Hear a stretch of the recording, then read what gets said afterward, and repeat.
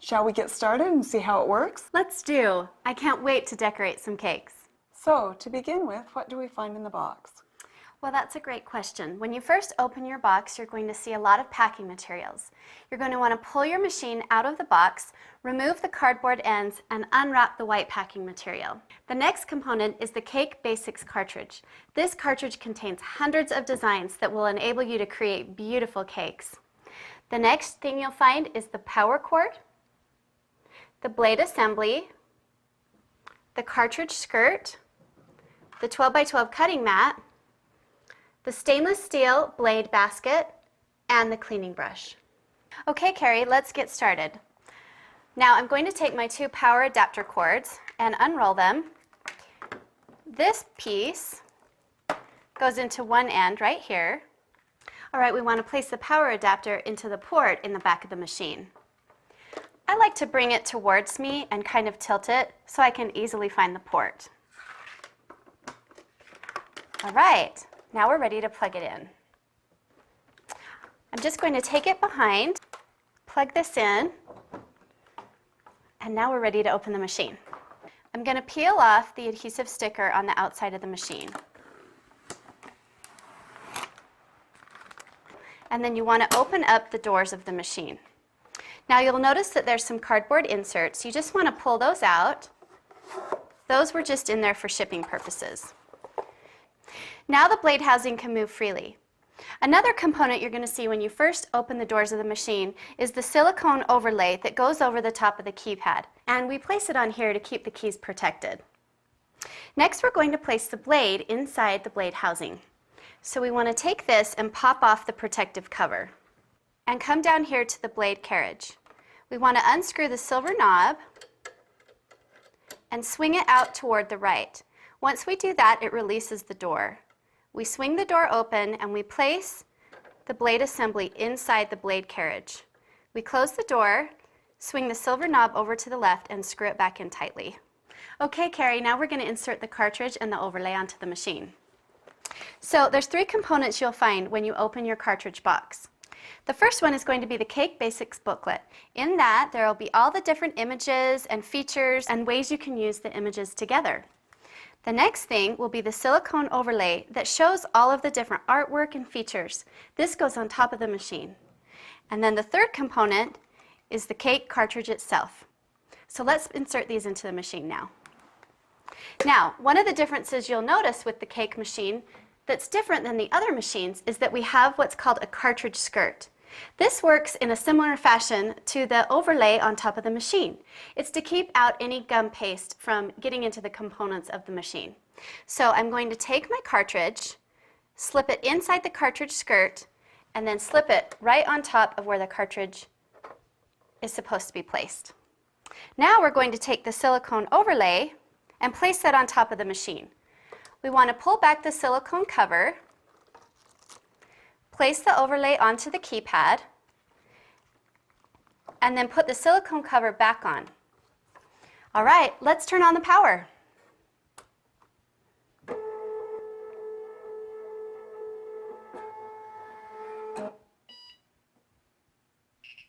And now we're ready to begin. The Cricut Cake is completely food safe. Let's explain what makes it that way. Well, the inside components of the machine are made with food-safe materials, such as a stainless steel roller and blade, food-grade plastics, and a joint that's been sealed so food cannot enter the machine. And that means it can be easily wiped clean with a damp cloth. Absolutely. Now let me show you some of the features about the overlay. Okay. Okay, Carrie, I'm going to walk you through how to read the overlay. So I'm going to peel back the silicone cover. Now, when you look at the overlay, you're going to notice that in the middle of it, there are white keys, and then on either side are gray keys. Now, the white keys contain all of your images. The gray keys on the right are your function keys, and the gray keys on the left are your feature keys. Now, if you'll notice, on your white keys, you'll see dark black images, and up above them, a gray image, for a total of 100 images on one overlay. A lot of times, the gray images coordinate with the dark black images. Okay, Carrie, let me explain what each of the keys do on the right side of the overlay. The first key is Load Matte. If you select the Load Mat key, it will pull your 12 by 12 cutting mat into the machine. To release the cutting mat, you'll want to select Unload Mat. This will eject the cutting mat from the machine. You only want to select the Unload Mat key when the machine is finished cutting. Now, if you've just finished a cut and unloaded your mat, but you still want to use the material on your mat, you want to select the Load Last key. This will position the blade just beyond the point of your last cut. You want to do this instead of selecting Load Mat, which always defaults to the top right corner. Now, on Set Cut Area, you want to select that when the material you're using is smaller than the mat size. I love the Repeat Last key because it will repeat the last cut that you've made. Now, sound on or off is kind of fun. You know this machine is called the Cricut, and when it's done cutting, you'll often hear the little cricket chirp. If you'd like to turn that sound off, you want to select the Sound On or Off key. Clear Display is good for when you want to take any image you've selected that's on your display screen and clear it off of there. Reset All, though, will not only clear any image that you've selected, but it will also clear any feature as well and start you back to 0. Okay, that's important. Carrie, the space key functions just as it does on any keyboard. After you select an image and you select space, it will put a space between the image and the next item selected. Backspace is great. If you've selected an item that you don't like or you want to erase, just select Backspace and it will take that item off. Now, what I love is that these 10 function keys on the side of the overlay are the same on every overlay that Cricut has created. And they're also the same on every machine. Now, if you'll remember, I explained earlier that on your image keys, there's a lower black image and an upper gray image. If you want to select the upper gray image on a key, you want to select your Shift key. That will turn green to let you know that it's been selected, and then you can choose your image. You'll see the gray image come up on the display screen. Now, sometimes you might want to use all of the upper images or all of the gray images. In order to do that, you're going to need to select Shift Lock. It works just like any keypad, and now you can go back and forth selecting gray images at will. The Material Saver key automatically arranges your images to take up the least amount of space possible on your material. That is so helpful. It really does help. If Real Dial Size is selected, it will automatically size the characters to the dial size that's been selected. All right, Carrie, one of my favorite parts with every cartridge are the creative features that come on the cartridge. Now, these creative features can be found in the top left corner of the overlay. There are these 6 keys that you see right here. Now, every cartridge, the features are actually different.